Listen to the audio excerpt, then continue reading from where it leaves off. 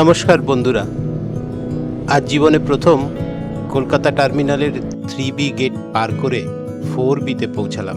আজ 2রা মে 2026।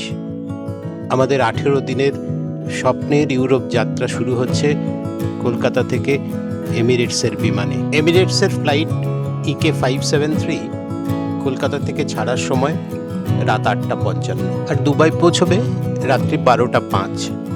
তবে একটা মেসেজ এসেছিল যে ফ্লাইটটা আধা ঘন্টা পরে পৌঁছবে, তার মানে আমাদের লে ওভার টাইম আর একটু কমে গিয়ে ঘন্টা দুয়েকের মতো দাঁড়ালো।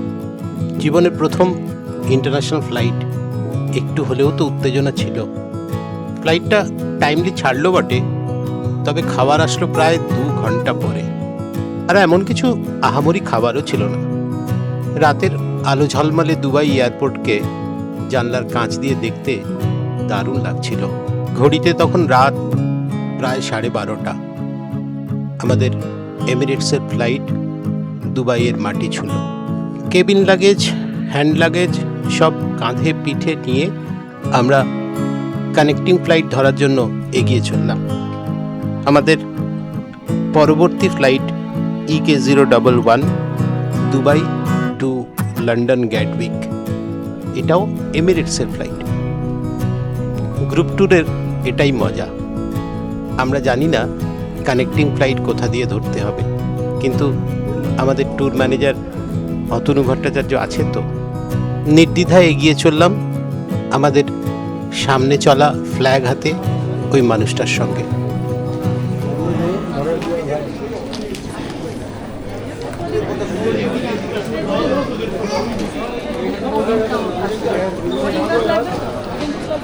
হ্যাঁ, বোর্ডিং পাস আর পাসপোর্ট। দুবার বলেছে আমাকে, কিন্তু গো ব্যাক, মাথা গরম হয়ে গেছে।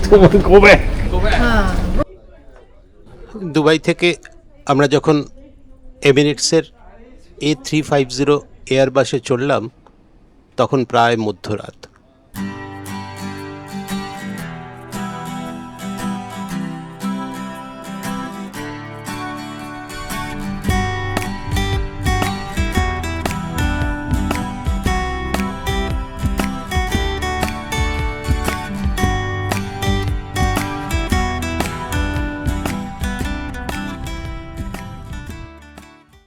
একটু ঘুমিয়ে পড়েছিলাম।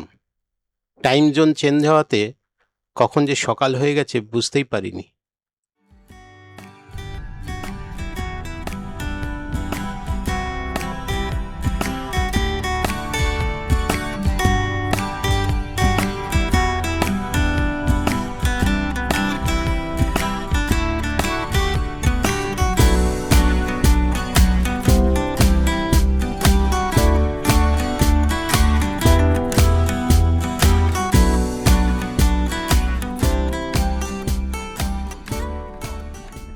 গ্যাটউইক বিমানবন্দরে নেমে প্রথমেই আমাদের লম্বা ইমিগ্রেশন লাইনে দাঁড়াতে হলো।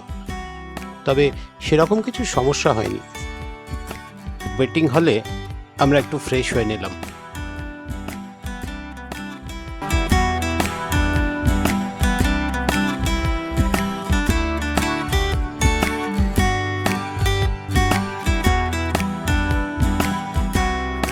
তারপর বাইরে বেরিয়ে দেখলাম আমাদের জন্য বিশাল এক মার্সিডিজ বেঞ্জের বাস ওয়েট করছে।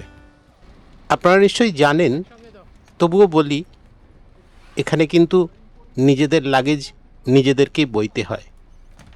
বাসের পাইলটকে দেখছেন, উনি শুধু আমাদের লাগেজটা বাসের লাগেজ কেবিনে ঢুকিয়ে দেন, আর বার করার সময়ও শুধু নামিয়ে দেন। শুরু হলো আমাদের বাস জার্নি।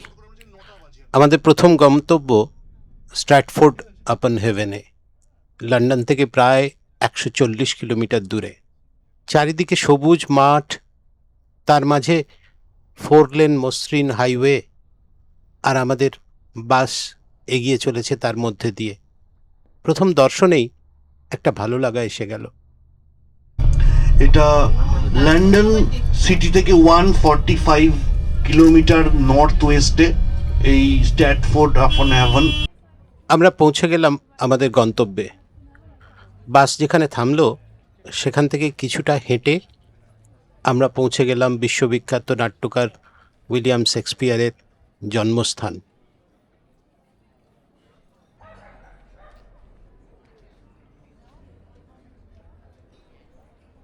পনেরোশো চৌষট্টি থেকে তার জন্মের পর তার শৈশব আর স্কুল জীবন এখানেই কাটে। 1582 সালে অ্যানে হ্যাথওয়েকে বিয়ে করার পর তার 3 সন্তানের জন্ম এই বাড়িতেই হয়। 1580 দশকের শেষের দিকে তিনি কাজের খোঁজে লন্ডন চলে যান। বাড়ির ভিতর ফটোগ্রাফি নিষিদ্ধ ছিল, তাই ভেতরের আসবাবপত্র আরও খুঁটিনাটি জিনিস দেখাতে পারলাম না।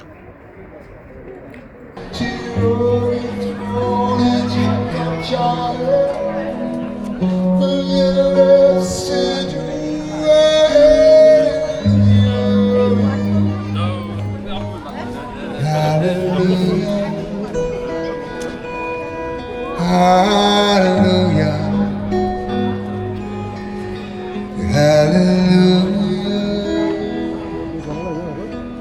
Hallelujah.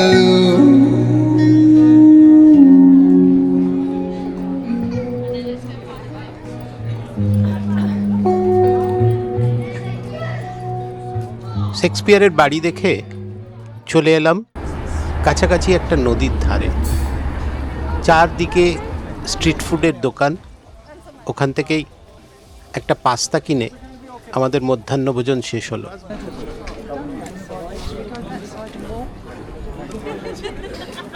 বাসে ফিরে এলাম। আমাদের পরবর্তী গন্তব্য অক্সফোর্ড ইউনিভার্সিটি। সবাই সিগন্যাল দেখে ক্রস করবেন, যদি সিগন্যাল রেড হয়ে যায় ওয়েট করবেন। যেখানে পা রাখলাম দেখে মনে হলো কয়েকশো বছর পিছিয়ে কোনো রূপকথার শহরে চলে এসেছি। একটি ইংরাজি ভাষী বিশ্বের সবচেয়ে প্রাচীন এবং ইতিহাসের অন্যতম প্রভাবশালী বিশ্ববিদ্যালয়। এই অক্সফোর্ডের অলিতে গলিতে লুকিয়ে আছে হ্যারি পটারের আসল হগওয়ার্টস ম্যাজিক। অক্সফোর্ড কোনো নির্দিষ্ট ক্যাম্পাস নয়, বরং 39টি স্বায়ত্তশাসিত কলেজের একটা বিশাল সমষ্টি। এই বিশ্ববিদ্যালয়ের ইতিহাস প্রায় 1000 বছরের পুরনো। সেই সুদূর 1096 সাল থেকেই এখানে পড়াশোনার প্রমাণ পাওয়া যায়। এখানকার প্রতিটি বিল্ডিংয়ের গথিক আর্কিটেকচার আর বিশাল সব লাইব্রেরি দেখলে চোখ জুড়িয়ে যায়। বাঙালি তথা ভারতীয় হিসেবে আমাদের জন্য অক্সফোর্ডও খুব বিশেষ। ভারতের প্রথম মহিলা প্রধানমন্ত্রী ইন্দিরা গান্ধী, প্রাক্তন প্রধানমন্ত্রী ডক্টর মনমোহন সিং, নোবেলজয়ী অমর্ত্য সেন থেকে শুরু করে ক্রিকেট তারকা মনসুর আলী খান পাতাউদি সবাই এই অক্সফোর্ডের প্রাক্তনী ছিলেন। দিনেই ট্যুরে বিপর্যয়, গাড়ি খারাপ, বাস আমাদের খারাপ হয়ে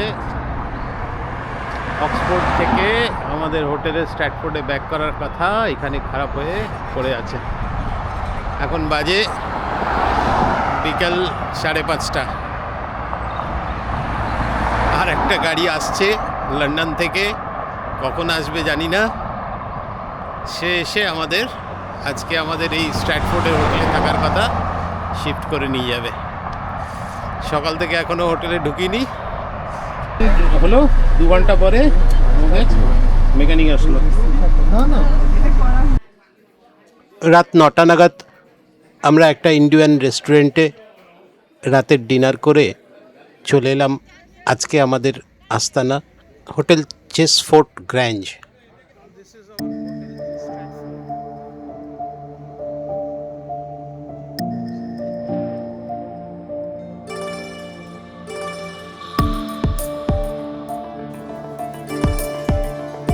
জীবনে প্রথম ইংলিশ ব্রেকফাস্ট করব, তাও আবার ইংল্যান্ডে। উত্তেজনায় ফুটছিলাম।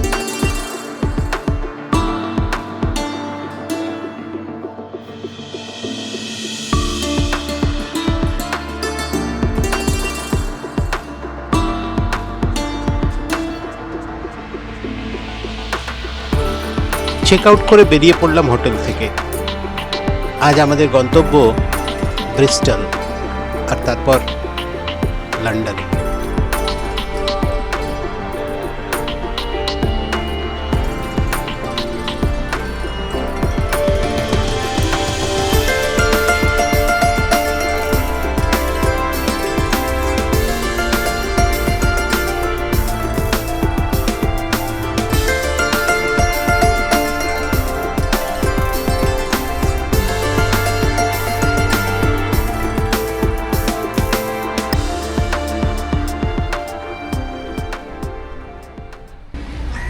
রাজা রামমোহন রায়ের সমাধি আর তার স্ট্যাচু আছে।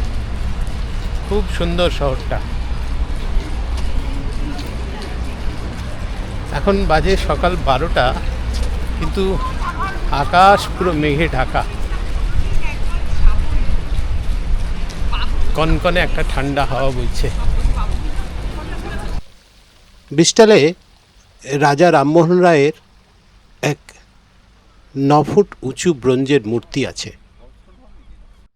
এখানে এসে প্রতিটা বাঙালির বুক গর্বে ভরে ওঠে, কারণ সমাজ সংস্কারক, ভারত পথিক রাজা রামমোহন রায়ের সেই ঐতিহাসিক 9 ফুট উঁচু ব্রোঞ্জের মূর্তি এত সুন্দরভাবে, এত সুন্দর জায়গায় সাজানো আছে, দেখলে শ্রদ্ধায় মাথা নত হয়ে আসে।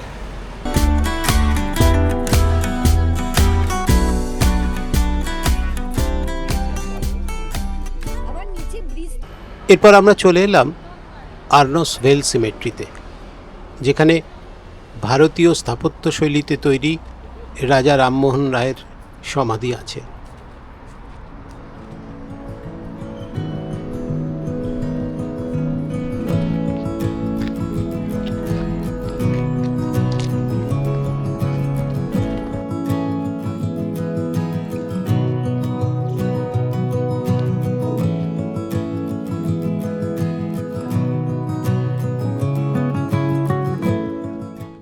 ওই সমাধিস্থলে দাঁড়িয়ে শ্রদ্ধার্ঘ্য নিবেদন করা আমাদের এই ইউরোপ সফরের এক অন্যতম সেরা প্রাপ্তি।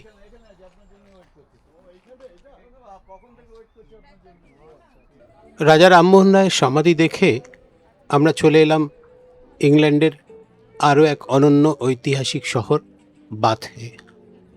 আর এখানে আমাদের প্রধান আকর্ষণ হলো ইউনেস্কো ওয়ার্ল্ড হেরিটেজের সাইট বিখ্যাত রোমান বাথ। প্রায় 2000 বছর আগে রোমানরা এই শহরের প্রাকৃতিক উষ্ণ প্রস্রবণকে কেন্দ্র করে এই বিশাল স্নানাগার গড়ে তুলেছিলেন। এই যে দেখছেন দ্য গ্রেট বাথ, মাটির নিচ থেকে উঠে আসা 46 ডিগ্রি সেলসিয়াস গরম জলে এটা সব সময় পূর্ণ থাকে। প্রাচীন স্থাপত্য আর রোমান ইতিহাসের এই মেলবন্ধন সত্যিই চোখ জুড়িয়ে দেয়। তবে আমাদের বাইরে থেকে দেখেই আশ মেটাতে হয়েছিল। বাথে আমাদের লাঞ্চ।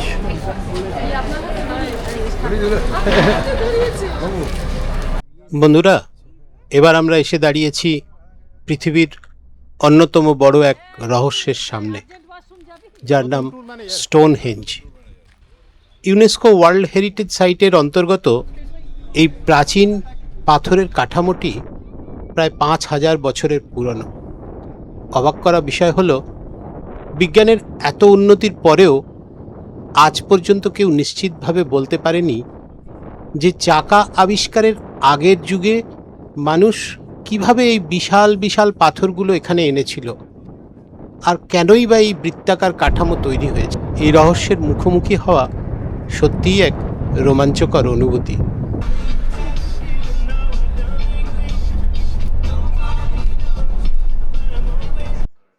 লন্ডনে আমাদের আগামী 2 রাতের ঠিকানা হিথ্রো এয়ারপোর্টের একদম পাশেই Radisson hotel and conference centre.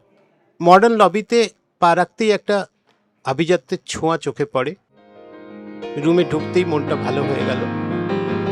Sound proof উইন্ডোযুক্ত room, অর্থাৎ বাইরে প্লেন ওড়ার কোনো শব্দ ভেতরে আসবে না। রুমে কফি মেকার থেকে শুরু করে সব ধরনের আধুনিক সুযোগ সুবিধাই আছে।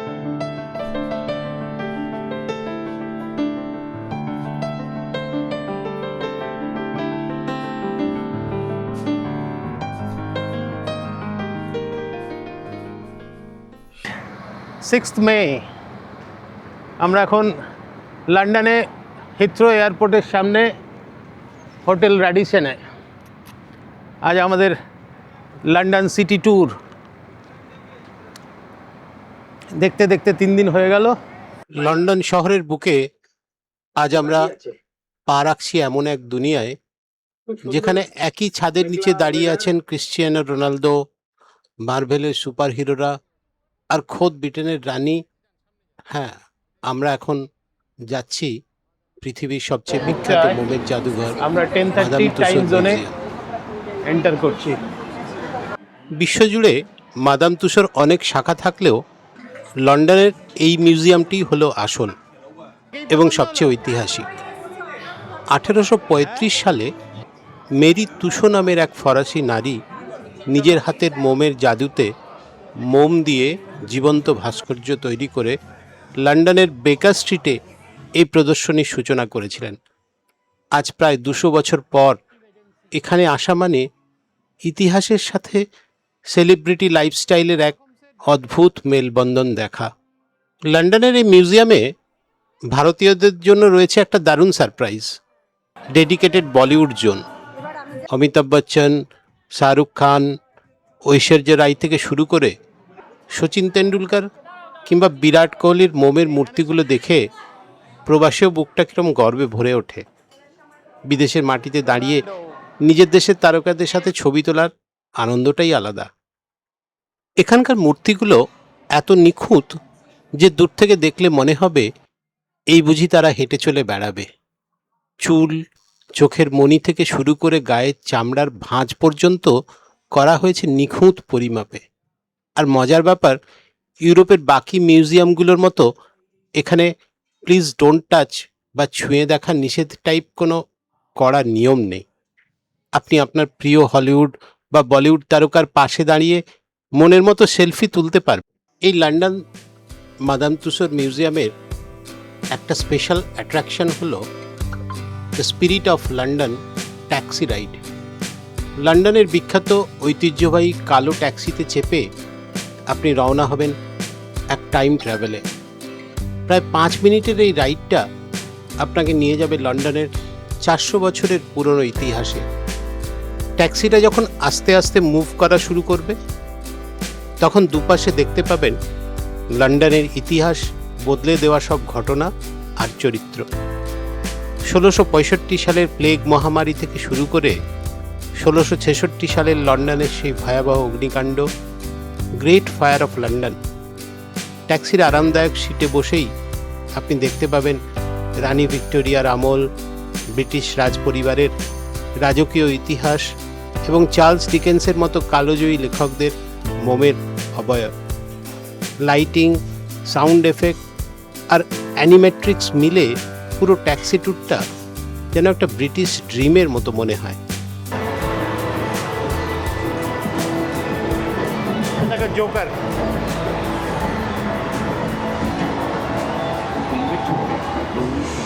Oi! I'm about to take your father. Oi, oi, oi! I'm about to take your father.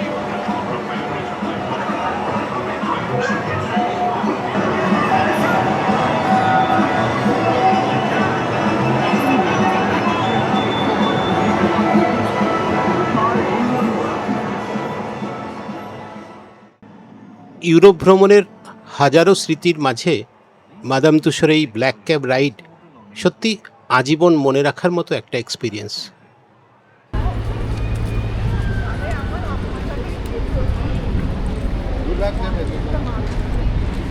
চলো আর 60 সেকেন্ড।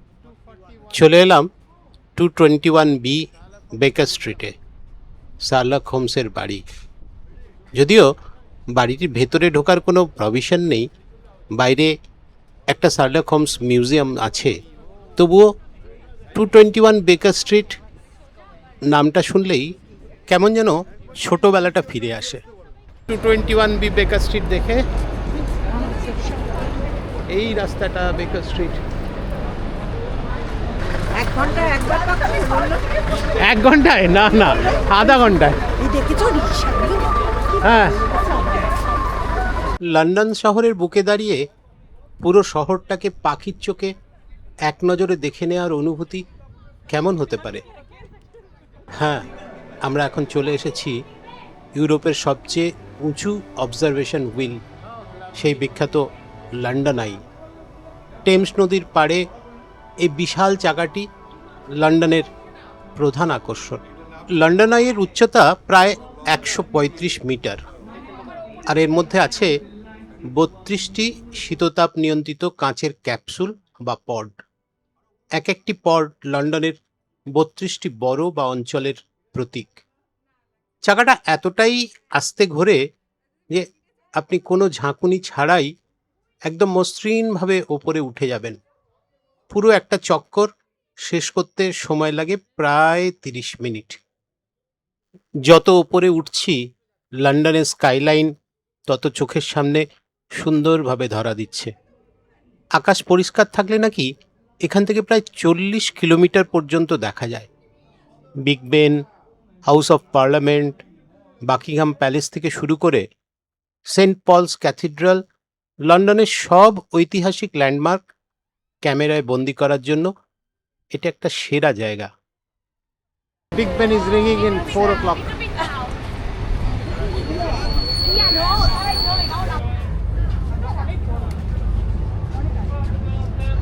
লন্ডনের যে জায়গা থেকে আমরা লন্ডন আইয়ে উঠেছিলাম ঠিক তার পাশেই আমাদের টেমসের রিভার ক্রুজের ব্যবস্থা করা হয়েছিল। ঐতিহাসিক টেমস নদীর উপর রিভার ক্রুজ এক অসাধারণ অভিজ্ঞতা। জার্নি শুরু করলাম সেই ওয়েস্টমিনিস্টার পিয়ারের দিক থেকে। ক্রুজটা যখন আস্তে আস্তে নদী দিয়ে এগিয়ে চলছিল তখন দুই পাশের দৃশ্য জাস্ট দেখার মতো। আমাদের চোখের সামনে একের পর এক চলে আসছে Big Ben, London Eye, the Shard আর সেন্ট পলস ক্যাথিড্রালের মতো সব বিখ্যাত ল্যান্ডমার্ক। ক্রুজের ওপেন ডেকে ঠান্ডা হাওয়া আর চারপাশের এই ভিউ সত্যি মন ভালো করে দিয়েছিল।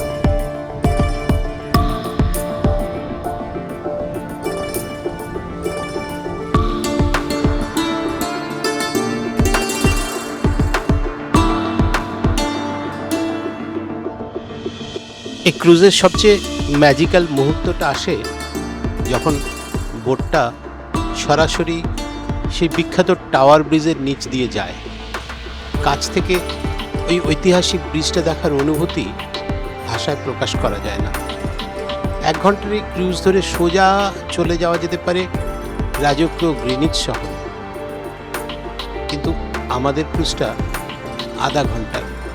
তাই ফিরে এলাম আবার লন্ডন শহরে।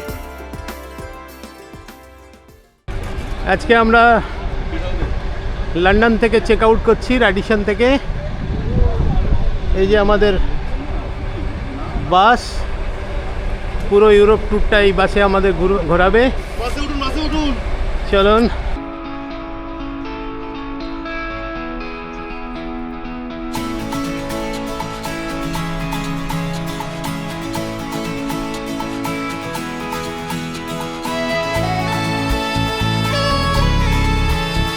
লন্ডনে এসেছি আর রাজপরিবারের রাজকীয় ছোঁয়া দেখব না, তাও কি হয়?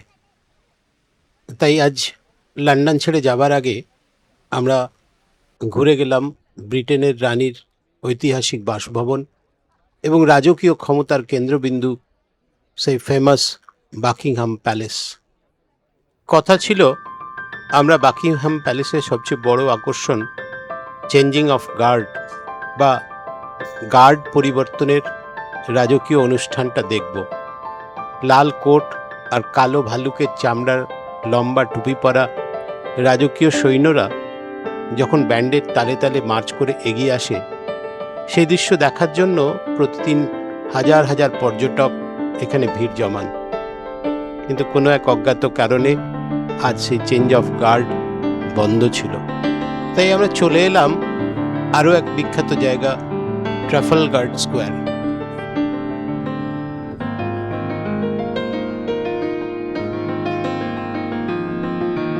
হাঁটতে হাঁটতে পৌঁছে গেলাম ওয়েস্টমিনিস্টার অ্যাবের সামনে। তখন একটা অদ্ভুত মিউজিক বাজছিল। লন্ডনের পালা সাঙ্গ করে আমাদের বাস এসে পৌঁছলো হারউইচ পোর্টে। এখান থেকেই স্টেনা লাইন ক্রুজে আমরা আগামীকাল পৌঁছে যাব হল্যান্ডে। আমার ইউরোপ ডায়েরির প্রথম পর্ব এখানেই শেষ করলাম। যদি ভিডিওটা ভালো লেগে থাকে তাহলে আমার চ্যানেলটা সাবস্ক্রাইব করতে পারেন। আর একটা লাইক তো অবশ্যই করবেন, শেয়ারও করতে পারেন।